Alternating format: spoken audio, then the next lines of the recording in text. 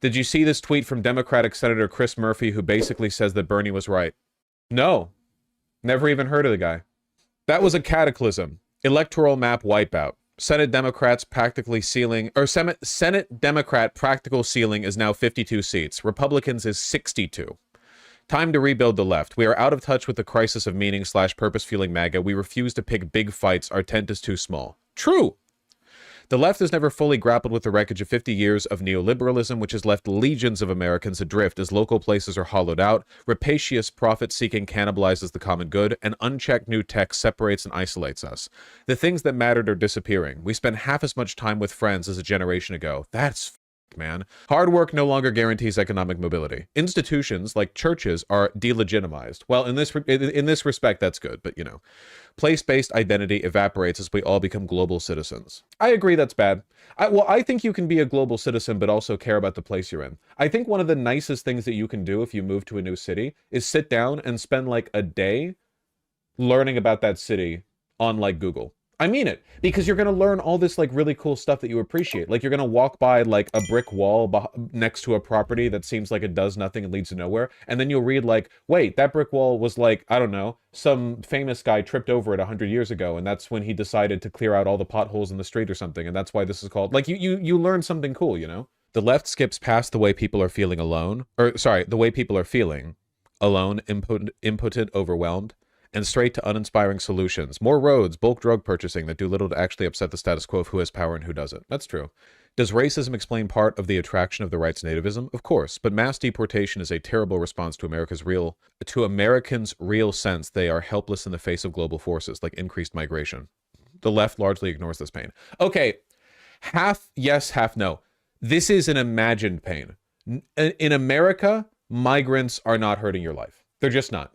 They're not. It's not real. Even before we had this massive wave of migrancy, crime was at its highest in the early 90s. That was when you were most likely to walk outside your like apartment block and go to the street and there are like homeless people with a trash bin fire, like they're warming their hands around it or whatever. Like the period of time during which you were most likely to get shanked in the street for your wallet was 35 years ago and before the current wave of immigration. And it wasn't even like an ethnically or immigrant divided thing. It was, as it always is, like largely a poverty and inequality based thing, you know? We don't listen enough, we tell people what's good for them. And when progressives like Bernie aggressively go after the elites that hold people down, they are shunned as dangerous populists. Why? Maybe because true economic populism is bad for our high income base. Oh my God, he admitted! Meanwhile, men tumble into a different kind of identity crisis as the patriarchy, society's primary organizing paradigm for centuries, rightly crashes. The right pushes an alluring dial back. The left says get over it. Again, a refusal to listen / offer responsible solutions. This guy's cooking, to be honest with you, you know? We cannot be afraid of fights, especially with the... It is true that one of the defining characteristics of Kamala Harris's campaign is never picking fights with anyone ever. Like, they muzzled Walz almost immediately as soon as the DNC consultants got their hands on him. And after that, it was like, nope. Like, that we're not pushing any fights. We're not pushing any envelopes. We are sticking to the way things are, and it's all going to be done with a smile. The right regularly picks fights with elites, Hollywood, higher education, etc. Democrats, e.g. the Harris campaign, are tepid in our fights with billionaires and corporations. This is true. Even if it's largely like an imagined fight, it's still very real, and it reflects in their rhetoric, yeah.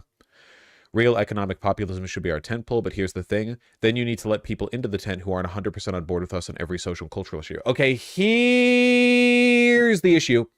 Here's the problem. This I disagree with, because now we're treading into like class reductionism.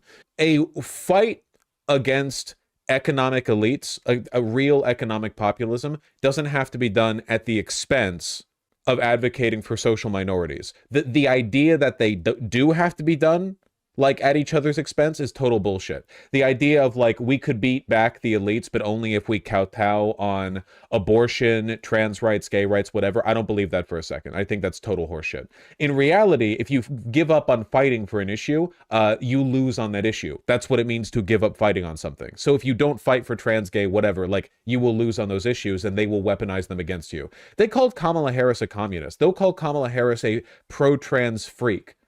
No matter what she says. She didn't talk about trans people like at all the entire campaign cycle. And Republicans still dumped $100 million on advertising saying that she personally wants like, you know, fucking like 5 o'clock shadow trans women to molest your daughter in school bathrooms or something. Like it doesn't, the idea that if you give up this ground, you will open the tent up to more people, I think that's wrong. I think in reality, people are just disillusioned by liberalism, and that if you expose people to a working class coalition and the opportunities that it offers, people will drop their reactionary politics. That's literally what happened with Bernie. Bernie was unambiguously progressive on every social issue. No one doubts this. No one thought Bernie Sanders was giving up on any group of people, but he focused on the economic issues, and he won big in communities that Kamala Harris lost. He didn't have to like walk back on them. He just focused on what was important. Or issues like guns and climate. I'm very sorry. I do not accept people into my coalition who don't believe in climate change. Are you fucking insane? You can't, the whole world believes in climate change except for America, like half of America. Like, no, I don't believe this. I don't.